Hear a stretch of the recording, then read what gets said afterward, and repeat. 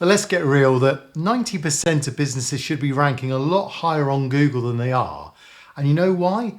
Because Google has a bias against certain types of businesses. And I see it all the time. Pest control, consultants, hairdressers, people that visit basically other people at their homes, photographers, electricians, plumbers, window cleaners, they all suffer from this. They might be trusted at what they do, they're a good business, they serve customers well, they even get great reviews. So what's going on here, Google? Well, here's the truth that no one seems to mention, and it's that Google favours shops on the high street. And I've seen it many times. It's amazing that because profiles aren't shops, they're services, Google had this original idea that when it did Google Maps, it wanted a shop on the high street. So because you don't fit that criteria, the services tend to get a disregard. They get maybe just a slight bias against. They don't rank so well in the Google Map pack as shops do. That doesn't seem right to me. And then add to that another problem where the word services is used interchangeably, but in two different ways on Google. So you've got a service area, which is what we're going to focus this video on and see how we can get you ranking if you're a service area and not a shop or an office on the high street. But you've also got this other mess where services is also an area on your Google business profile. Let's just cover that for 1 second, because actually there's some benefits you can do if you use this area well. You see, when you form your Google business profile and you register your primary category and maybe some secondary categories, you'll find that a lot of the categories don't really represent exactly what your business does. Now, one of the great things is that Google has a section called services. And in here, you can then put really anything else that defines what your business does well. So they are literally types of services. So if you're a photographer, you might say here, wedding photography, or you might say, portrait photography. You can define it down. You're not going to find primary categories that say exactly what it is you do. So you can have subcategories, you can have services under those categories. Now that's what services are, and they're particularly valuable because you can put prices, you can put detailed information. And once you get that detailed information into Google's algorithm, into its database, what do you think Google does? Well, with the new AI interface, it reads that information and it provides it as results. So services in this area can be really valuable, but that isn't the services we're talking about. In fact, I did a whole video on those types of services.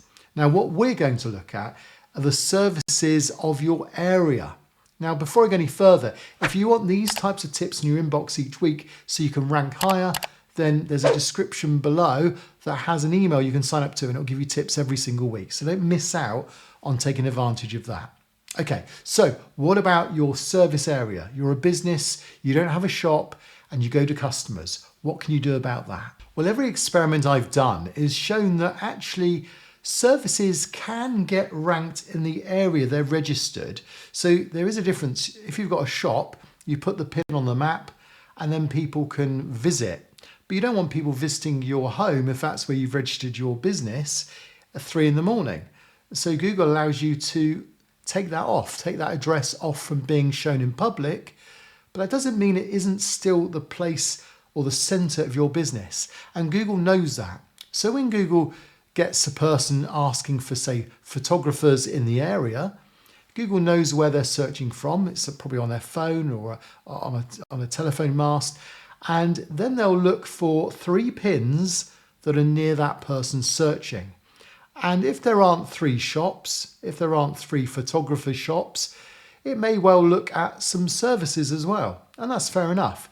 So where does it know you're based? Well, you might think it's down to all the areas that you've located on a map. So maybe you've named lots of towns and cities and areas maybe 40, 50 miles away, hoping that Google will serve you there as it does where you're based.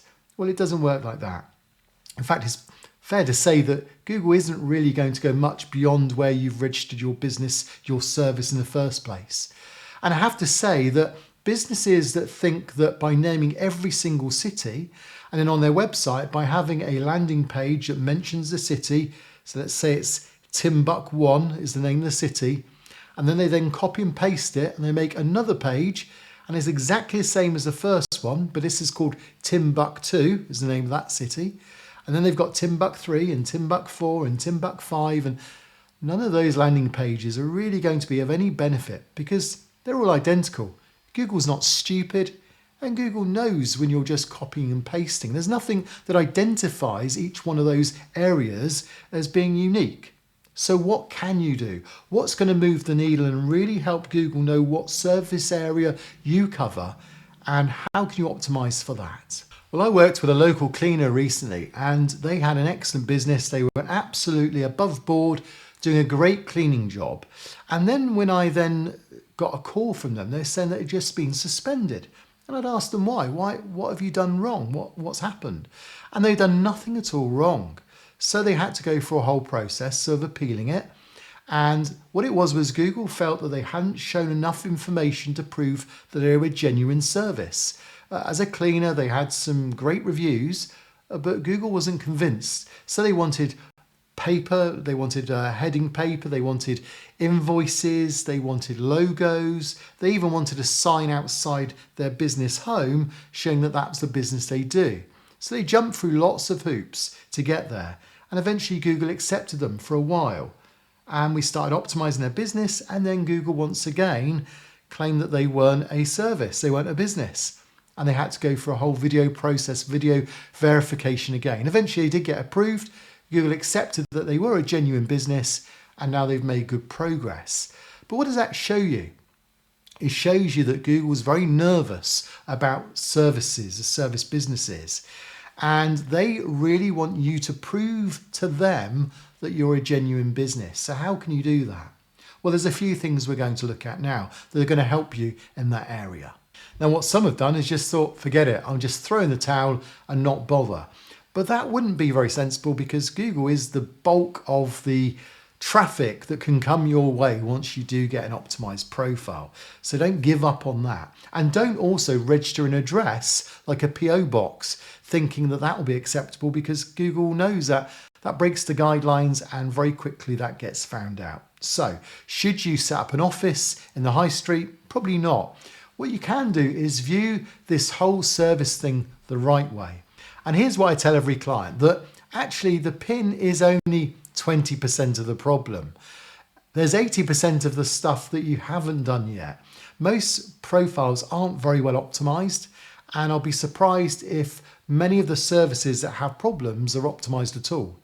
So why not focus on the 80% you can control, and Google will eventually work out this thing where there's not a fair bias at all between shops and between services. Well, here's 3 things that immediately are going to make a big impact on your service business. So first of all, don't just list every single area and try and cover the whole of a service in, say, 50-mile radius with all the towns and cities, and then just changing a few things as we mentioned on the pages. Don't do that.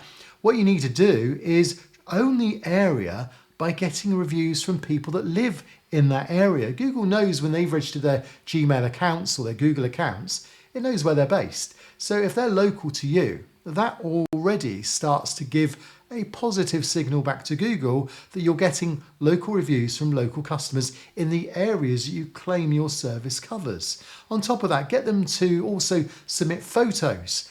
Getting customers that show real photos in the areas you cover will have a big impact on your ranking in that area.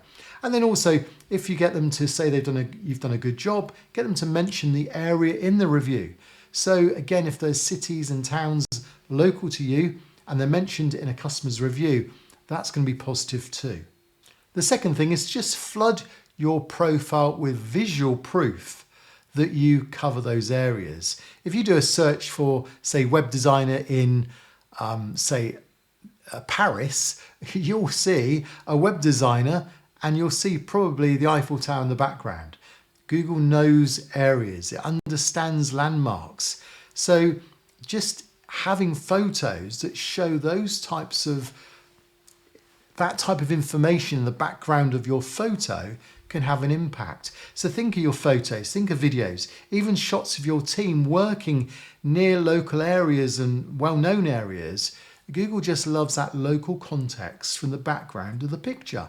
So you can shine a lot brighter than a lot of the high streets if you've just got some quality photos that suggest you are very much the area that you say you cover.